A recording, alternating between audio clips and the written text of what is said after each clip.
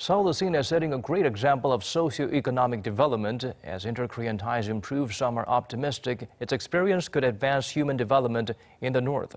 To find out more, our Oh Soo-young spoke to one of the leaders of the UN Development Program. As Seoul and Pyongyang get ready for their cross-border projects, the South could have much to offer the North in terms of making socio-economic progress. That's according to the United Nations Development Programme's Director of Advocacy, Ulrika. In an interview with Arirang TV, the director says she hopes the UN will be able to expand its engagement with North Korea on social development. So the UN and of course UNDP being present in both countries also follow with great interest the positive steps forward. The hope of the world is of course to see peaceful development in the region, but also development that can bring human development to the people. The UNDP is one of 6 UN agencies working in North Korea, having established an office there in 1979. The organisation aims to support the UN's strategic priorities for North Korea by filling gaps in nutrition, energy and disaster preparedness, especially among women and vulnerable people. The director expressed optimism that South Korea could share its developmental experience as cross-border ties improve.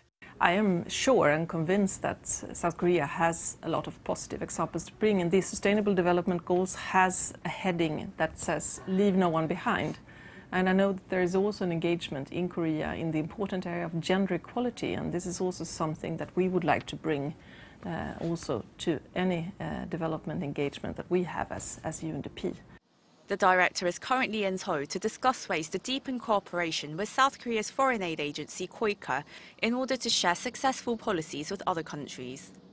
The experience of Korea with regard to forestation are very important areas in these times of discussions of climate change. Governance and anti-corruption, transparency are examples of areas where we can see that policies and practices in Korea can actually be exported to other parts of the world, in Asia but also in African countries. Relations between South Korea and the UNDP go back more than 50 years. Starting in 1966, the UNDP provided the South with aid as it recovered from years of brutal colonial rule by Japan and the Korean War that followed. Fast forward to 2010, and South Korea was the first aid recipient country to become an official donor, and it's been expanding its foreign aid program since.